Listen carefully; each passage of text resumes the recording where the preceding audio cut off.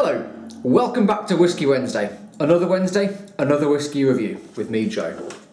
So, continuing my reviews of the Teeling's Irish whisky.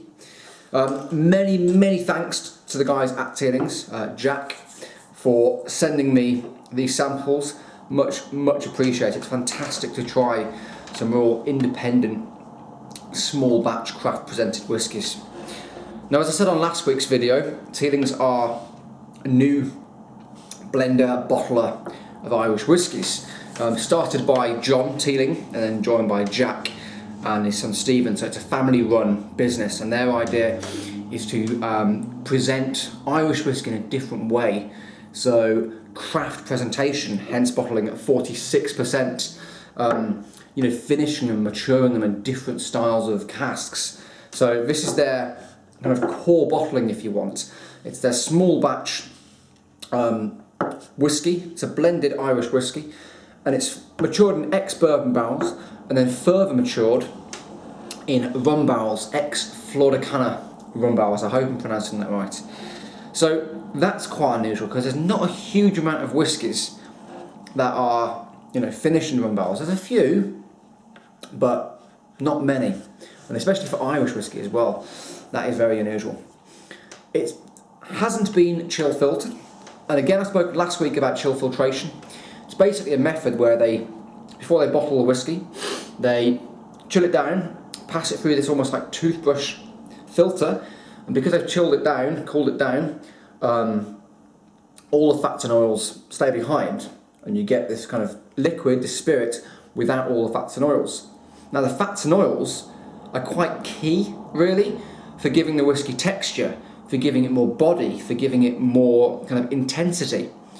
So this whiskey hasn't been chill filtered, so it's got those natural fats and oils in there, which for me, it's a craft presentation. A lot of consumers are demanding it now. A lot of whiskey enthusiasts, a lot of connoisseurs are demanding that whiskey should be non-chill filtered. It should contain the natural oils and fats from the spirit, from the cask. I personally think all whiskey should be non-chill filtered. However, unless you actually go to the distillery and they present you two whiskies, one that's the same whiskey, one that's chill filtered and one that's non-chill filtered of exactly the same product, and you can compare side by side, it's really hard to gauge exactly what difference it would make for your particular whiskey.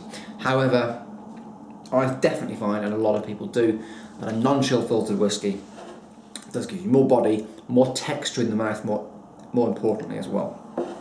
So, as I say, this is their core bottling, blended Irish whiskey.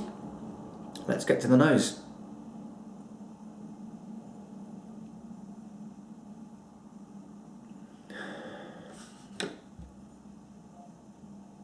Got my Tom and Jerry t-shirt today.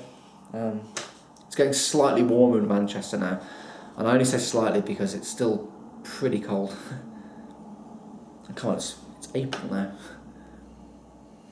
So the nose, definitely get the rum cask influence that comes through, more so than other rum cask whiskies that I've smelled and tasted. So that kind of muscovado sugar, say light brown muscovado sugar, vanilla, manuka honey, a little bit of grilled banana in there too.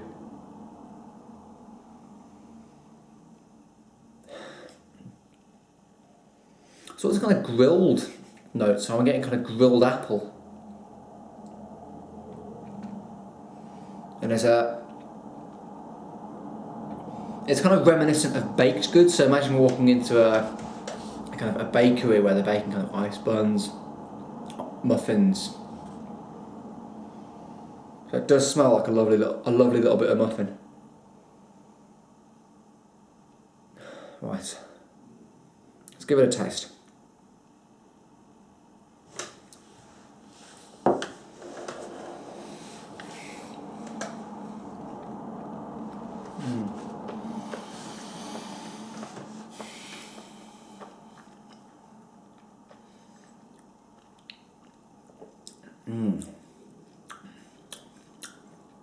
That is so different. If you were to compare that to other Irish whiskies that you're familiar with, it's just incomparable. That is so, so different. So, kind of baked apple pie with that muscovado sugar sprinkled on top. In fact, last week, I made an apple crumble. Put cinnamon in the apple mix, and then when I was baking it, I sprinkled muscovado sugar on top of the crumble, and it reminds me of that kind of baked goods with that kind of sugary sweetness that comes through, and that'll be from the rum cask. Let's give it another taste.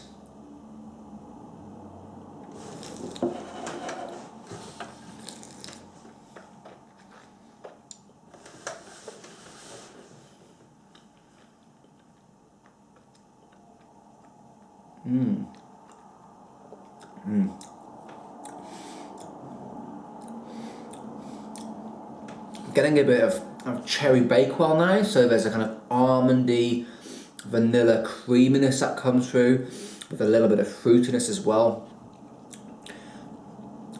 Quite a lot of spice to it as well. I'm sure there's quite a decent proportion of pot still whiskey in here as well, because I'm getting that kind of peppery pot still style that comes through. And what I mean by pot still whiskey is pot still whiskey. It's kind of traditional Irish whiskey. It's a mixture of malted and unmalted barley, and the unmalted barley gives that kind of clean, peppery taste. So that's kind of the pot still whiskey element coming through. Let's give it another try.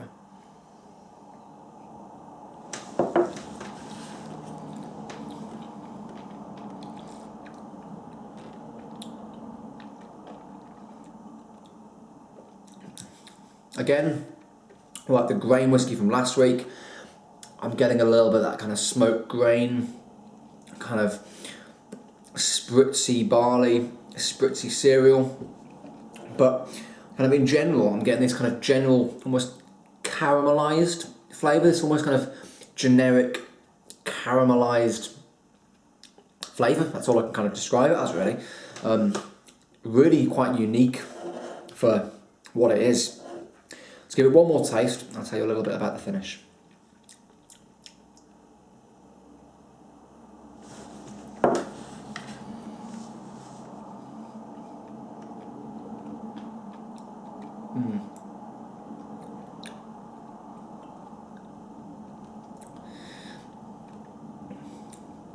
On the finish, there's this intense rum molasses. You definitely get that rum cask element to it. So that kind of rum molasses, the kind of deep vanilla. That's really good. Now, debating the score, I did have in my head 7.5. However, sitting with it tonight, I'm going to up that to an 8. I think for the money, it's only about £30 to £35 a bottle.